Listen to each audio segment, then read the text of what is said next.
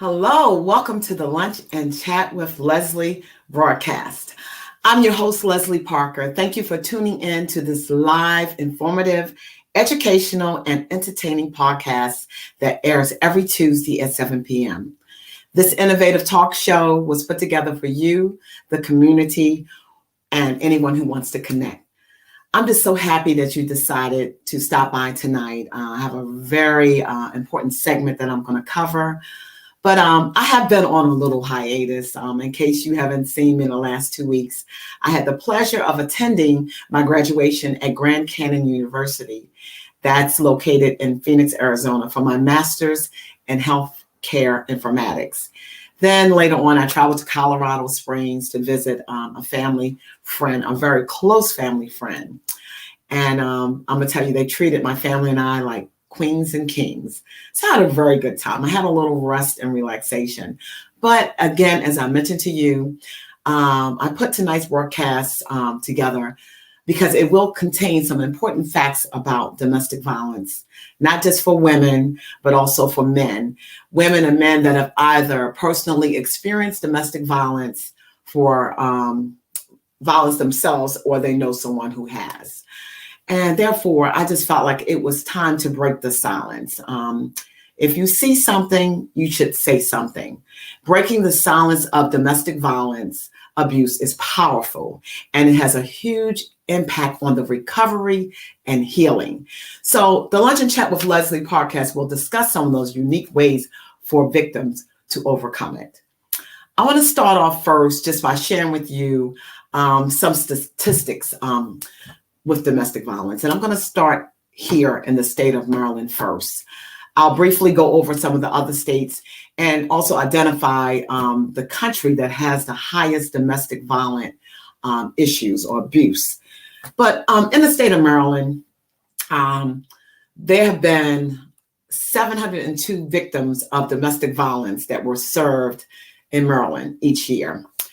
And the National Network to End Domestic Violence conducts a census for domestic violence service providers. So on September the 12th in 2019, domestic violence program in Maryland, they had participated in the census. The Maryland courts had granted 22,000 temporary, I'm gonna give it an exact number. It was 22,692 temporary protective orders and 10,102 final protective orders in the fiscal year of 2018. So you see why I decided to put this broadcast together. I felt like it was time to make people aware of domestic violence. We go on about our daily lives, doing what we do, going to our jobs, and maybe we don't have that in our household. But can you just imagine the number of women, men, and children that experience this every day? And I'm going to go over some things that talk about not just from the state, but why it became an issue and how it really became an issue during COVID.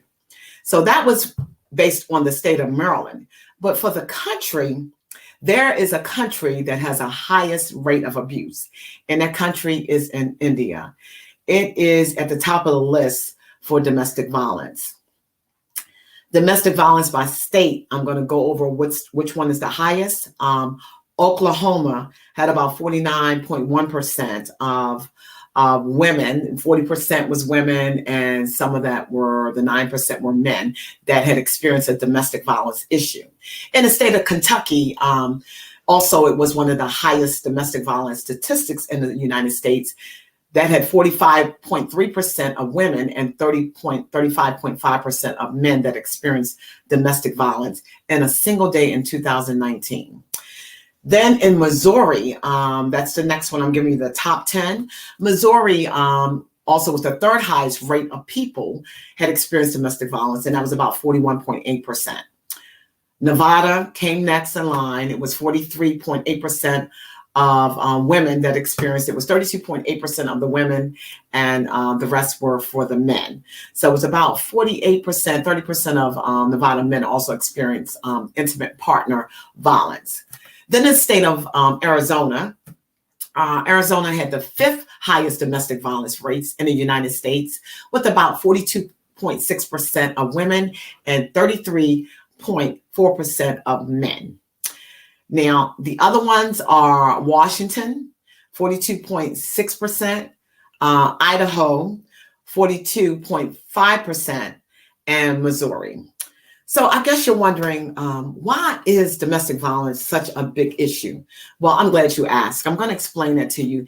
You see, domestic violence is a big issue because it has a huge impact on your health and your well-being. It has been known to cause anxiety, depression, effects on your social skills, and increasing likelihood can engage in other harmful things to your health, such as self-harm or substance abuse, unfortunately. And domestic violence became a problem back in the 1960s and the 1970s. Family violence was an issue, and believe it or not, it was due to the influence of the women's liberation movement during that time. So you see, as years progressed, the domestic violence in American society just started to grow, and the attitude towards family violence began changing. So did the criminal justice system. There are three things that make up the cycle of violence. That's tension building phase, an acute or crisis phase, and then there's the calm or honeymoon phase. Now, before I ask you this question, I'm going to ask you, have you ever been abused? And if you have, it's nothing to be ashamed of, because that's something where you should talk about and you should discuss what abuse looked like for yourself. I'm going to personally just share some information with you about my experience with it. For me, seeing it when I was younger and as a child, I saw some of my relatives fight. And I thought it was normal. I didn't know, when you're a child, you're just told to, get out the way or whatever. But when you see it, you don't realize the long-term effect it will have on you down the road. So when I became a young adult and decided to get married, I did not realize that that would be one of the things that I would face ever in my life. And my domestic violence experience with my husband at the time, he was a very nice guy. I can't take that from him. But, unfortunately, when other things came into play, influences and stress and all these other things, which I'm going to go over that with you, what happened in COVID in 2020, how the domestic violence rate was really high. So all these things, I'm not making an excuse for him.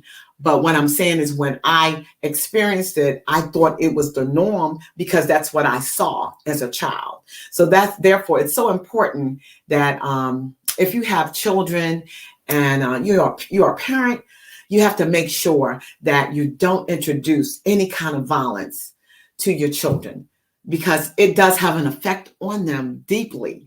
They love their mother and their father, but when they see their parents fussing and arguing, or the father putting his hands on the mother, or vice versa, they will eventually transfer that into school in anger. But I want to ask you, and I'm going to ask you this question. Have you ever been abused? In a close relationship, it's difficult to know whether or not you're being abused, especially when it seems to be loving, you get the attention you want. And then all of a sudden, your partner's loving behavior starts to change. It may be, forced with sex or cruelty by talking to you, threatening you, or whatever. That's all kinds of abuse. And believe it or not, it happens. This is nothing that is that doesn't happen. But what I aim to do, and I hope to do, is to be an advocate for domestic violence and help other people. I feel like as adults, if we know of young people that have experienced the domestic violence, we need to put our foot down and make sure that they are aware of the circumstances and what they can do to get out of it. So I'm going to first share with you a video. There are two videos. One is with an adult and one is with the children, how it has an effect on them. And then what I'm going to do is later on, I'm going to go into kind of like the healing, the unique ways of healing. But I'm going to share this video with you. So if you don't mind giving me 1 second.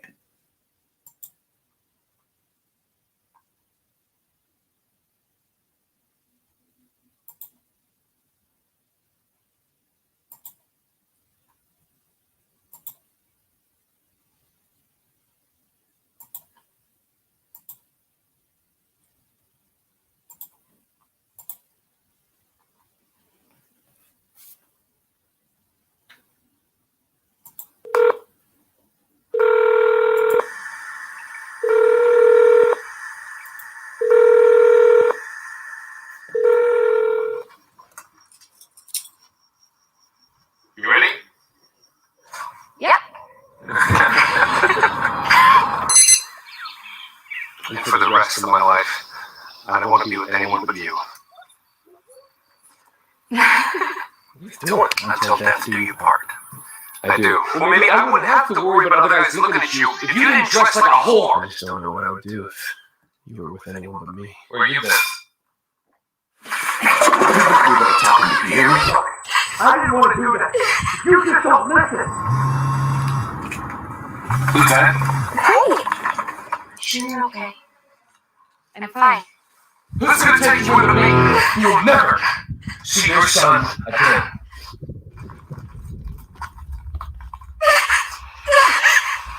How about next time? I'm gonna make sure you never leave the house again. There's this my lucky hand today. Look what I found in the bathroom sink. Johnny!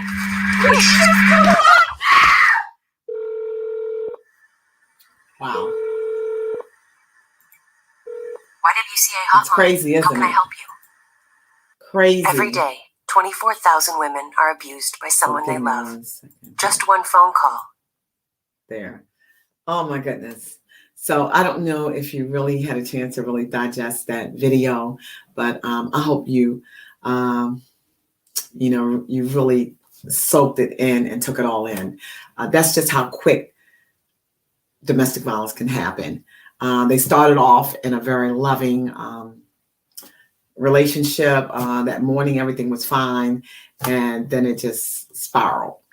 So that's the video with it's a husband and a wife, and he first told her, hey, I love you, and then it just changed. But I'm going to share with you another video, and talks about the impact of domestic violence with children. So bear with me 1 second.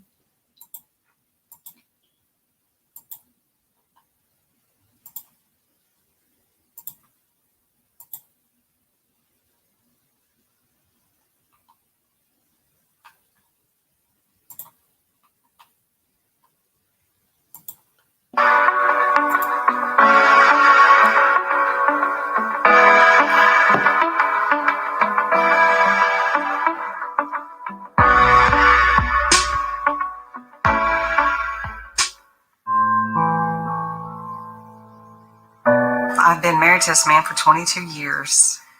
Kicked me, broke ribs, dragged me across the house and knocked me to the floor. I can't even count how many times he did that. On and off through the years, he beat me. He slammed my head in trunks. He broke my finger. He was terribly abusive in front of my children. It didn't matter. At the time, I had other children by another marriage. I was divorced when he met me. And they were young. They were 6, 8, and 10. And the oldest one moved back out because the violence in the home was so bad. And my youngest son and my daughter stuck with me. But my youngest son would actually sleep outside my bedroom door. So if he heard anything going on, he could interfere or not. Or, he was only 6. So this went on for years. The abuse, mental abuse. At the age of 19, I was in an abusive relationship, close to 3 years.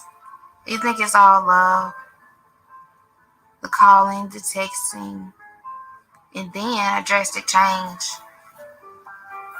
My daughter used to tell me how she was scared, she was ready to leave, she didn't want to stay.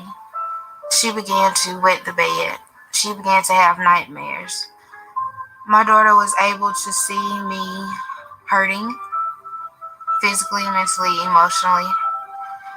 My daughter was able to see the bruises. She was even able to help me wipe up the blood. She was nervous. She was shaking. She wouldn't look with her head up. She wouldn't tell me how she felt anymore. If she was happy or she was sad, if she was mad, as if she didn't have a voice. But things got better. And it's all because of the Family Sunshine Center. They've helped me out tremendously. My daughter now is able to talk when she needs to. She walks with her head up. She's better.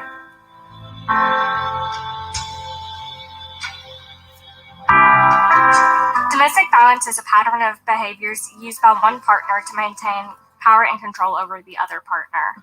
1 in 15 children will be exposed to domestic violence each year. Children who are exposed to domestic violence may have increased anxiety, be more isolated, have trouble socializing with others, trouble sleeping, trouble in school, more irritable, inability to express emotions in an appropriate way. They may act out in anger as well because they're not sure how they're supposed to act. Children who witness domestic violence are 3 times more likely to engage in violent behavior than children who are not exposed to domestic violence.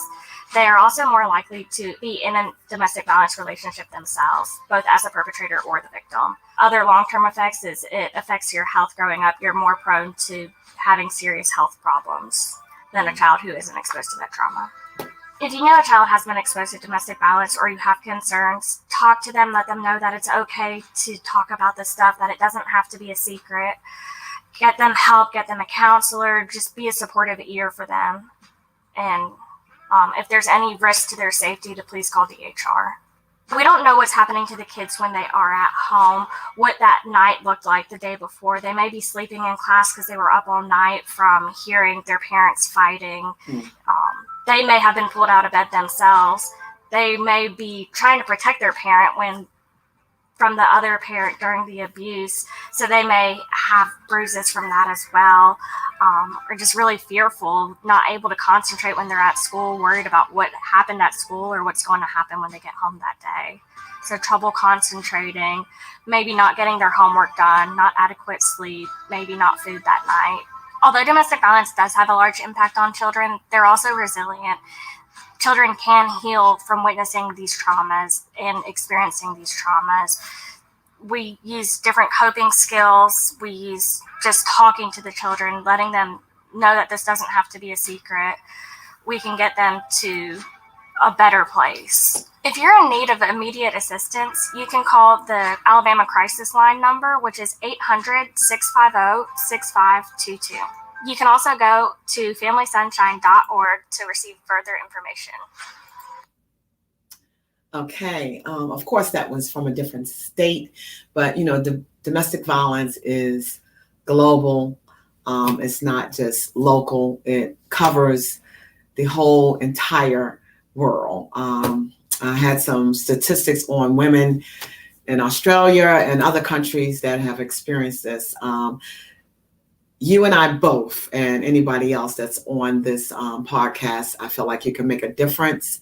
If you have personally experienced domestic violence, believe it or not, you could wind up being the biggest advocate for it, against it. And if you know someone personally, like any of your friends, you know that they're being abused or not treated well. This goes for also men. It's not just for women, because there are men that have been abused by women. It's so important that you speak out about it, because there's just too much crime. And I'm going to go over that, what the statistics are with the domestic violence. So if you notice in the video, there were young people talking about their experience, as well as, women and men, that were middle age.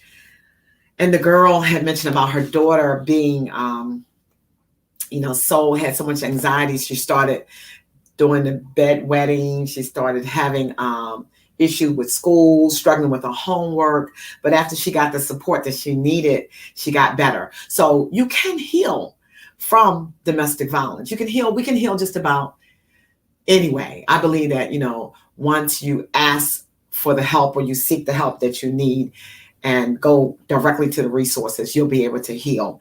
But I wanted to also just cover just a few more topics about domestic violence. And then I'm going to go and I'll go a little bit more detail about the effects with the children. And then I'm going to just talk to you about some of the unique ways of healing with when you've gone through trauma like that. So, many children that are exposed to the home are also become victims of the physical abuse. When they witness it themselves, believe it or not, they wind up having that same behavior once they become an adult. And I know parents, they don't think about it. They figure they're going to get their argument in, and maybe the man or whatever, they fly off the handle. But remember, your children are always watching you. And according to the National Institute of Justice, the research shows that disrupting violence is associated with positive outcomes for children, that interventions to improve parent and child relationships can decrease the harmful effects and improve a child's development.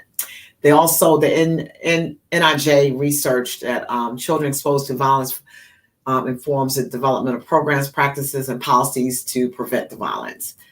And did you know, I just wanted to let you know that in the United States, according to the National Coalition Against Domestic Violence, that in the United States, there are more than 10 million adults experience domestic violence annually.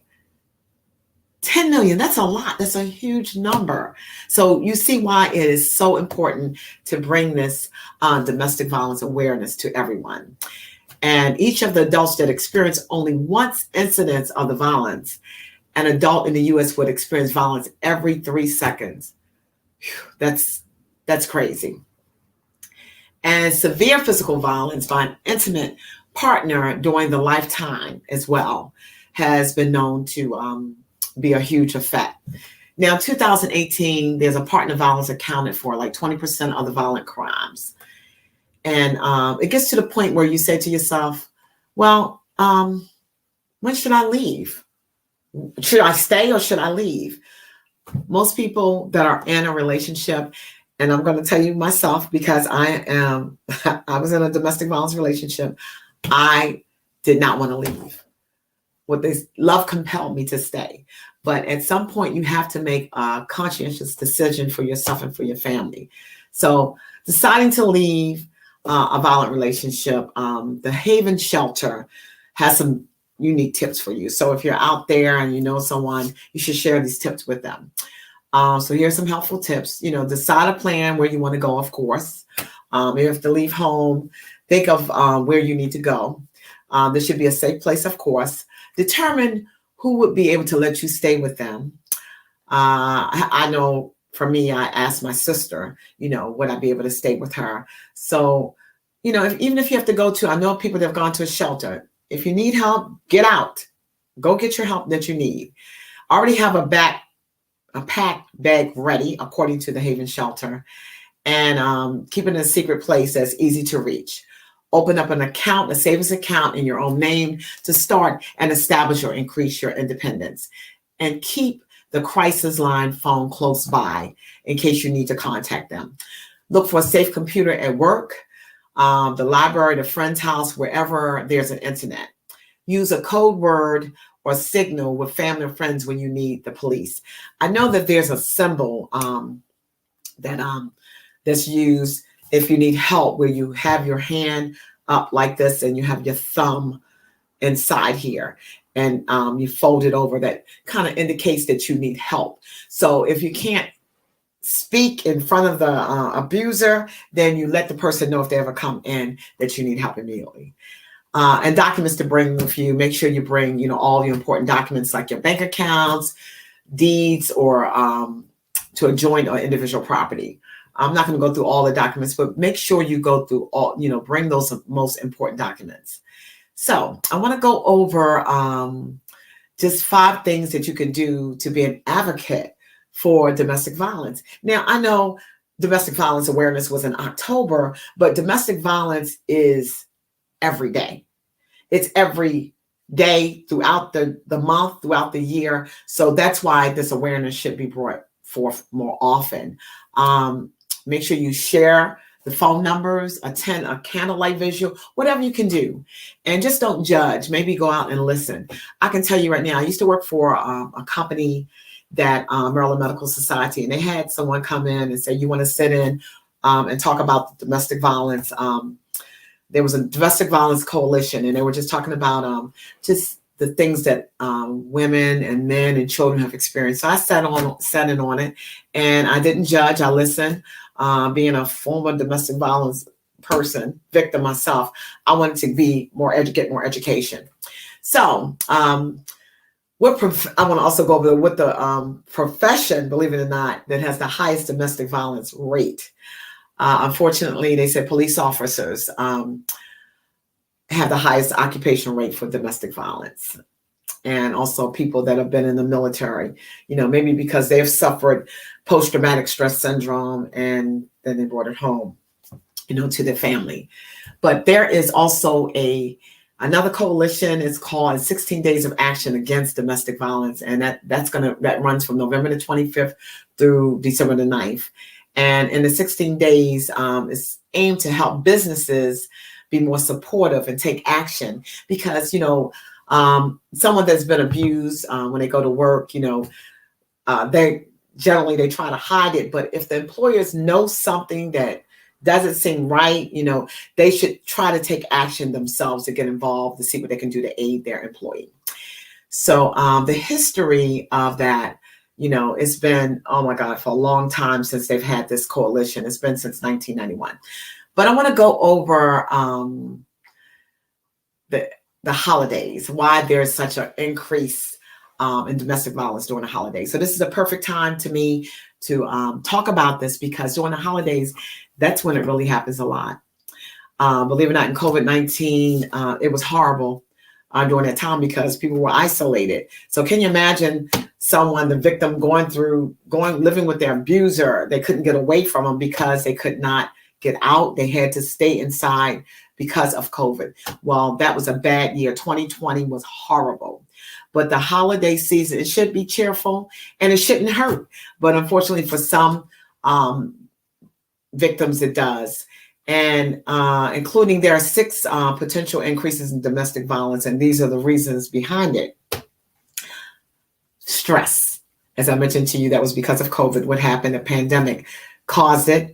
Also, people that were suffering from mental, physical distress will affect them, and emotional impacts of the pandemic that even heighten the domestic violence.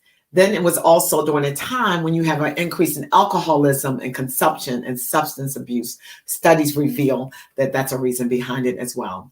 Financial stress. Now, COVID really had a huge impact where people couldn't work. They lost their jobs. So again, what did the abuser do? They take it out on their family members, unfortunately. So that was an issue, financial. Then the family tension, of course. I mean, bad enough, we have day-to-day tension by working a 9-to-5 job or other things that we have to do, but that's one of them. And isolation, of course, is one of the biggest ones. So I want to kind of talk to you about healing, though. Healing through the arts. And this healing, believe it or not, this weekend, November the 20th, from 1 to 4, my daughter and I, we have a sip and paint business. It's called Colorful Creations. We're located 6345 South Carroll Park Drive, and it's Suite C. And we're going to put together a domestic violence awareness event where we're going to offer healing through the arts. We'll have meditation. We'll have be a dance interpretation, like refreshments and so forth. But people will be able to paint as well. So the people that are coming to the event is not just the victims, but there are people that are coming to show their support for domestic violence. So I want to just kind of talk to you why arts is so important, that there's benefits and healing power through the arts. Because when you start creating the arts, it actually gives you a form of expressive therapy. And there's something called art therapy. Had I known that before, I would have been an art therapist. But there are people there to do art therapy, music therapy, dance therapy, but healing, and they're all part of the arts. And this can include, as I mentioned to you, art, music, dance movement, drama, poetry, plays, or whatever. But creating art can also help you access a flow state where you are aware of the passage of time and the outside world fades away. This state has been described as being in the zone. And this is by Dana. She is a hotline advocate with healing through the arts. And I thought this was good to talk to you about it. So spending time in this flow state can be beneficial as it is known to reduce the negative effects and the repetitive or intrusive thoughts of unconscious association through that. While, survivors do find other forms of therapy, which is fine, but through the arts, if you notice when you paint or when you listen to music or when you dance, you're able to at least release that, dopamine. It helps release that chemical that's in our brains that's related to the pleasure sense of it. So you don't have to stay in this state of depression and despair. You can also engage in certain kind of art. So I welcome anyone that's on the broadcast that would like to come to this event that we're having. Colorful Creations is having on November the 20th from 1 to 4. We're going to have some real nice things that you can go over and do. Nice activities, fun, give you a chance to engage with other people. But you will have to bring, if you do decide that you want to join, please, you can contact myself, Leslie Parker, or Kelly Brunson. You can contact us at our email, which is colorful creations with a K 4, the number 4 U at Gmail. And tickets are $45. You can pay it via Cash App. And that's, and I'm going to make a copy of this so you'll know here that for tickets for this, if you're interested. And I'll just put it in the chat here. Let me put it in the chat. Okay. I will put it in here in just a second.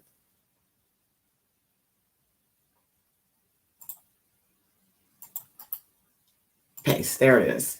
Okay, so that shows pretty much where you would make your payment at. But I hope that you've enjoyed this segment. It is about bringing awareness. I just wanted to go over some of the things with you that will pretty much prick your heart, prick your soul, your mind, and know that, hey, domestic violence, it is a serious issue. And we need to get involved. I hope you get involved, because I'm going to get involved. I'm going to really become an advocate for domestic violence. Some things sometimes are so subtle. Maybe it's the way somebody could push you or shove you.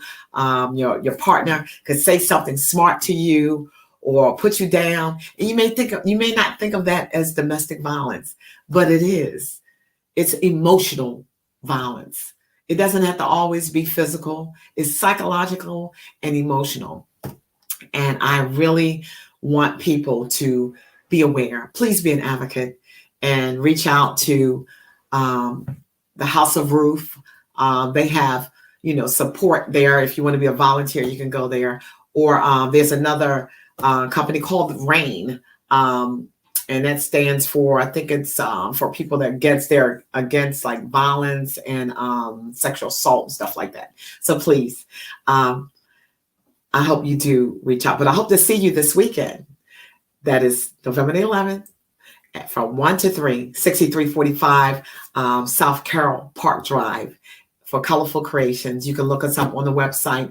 Matter of fact, I'm going to give you the website too, because it has it there on the website. So let me give you the website here and the link. So here is the website. All right. And I'll give you the link as well. Let me give you this link.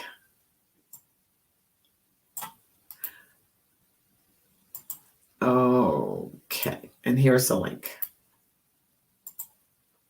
There we go. So that's all the information I have for you this evening. We're going to be doing some more things, and that's on Saturday. So I hope you enjoyed watching the Lunch and Chat with Leslie show. I'm so glad to be back. Again, like I said, I was on a hiatus. I had to go already have my master's degree and, get my education, whatever. But thank you. And I'll see you soon. I'll see you next Tuesday. Take care.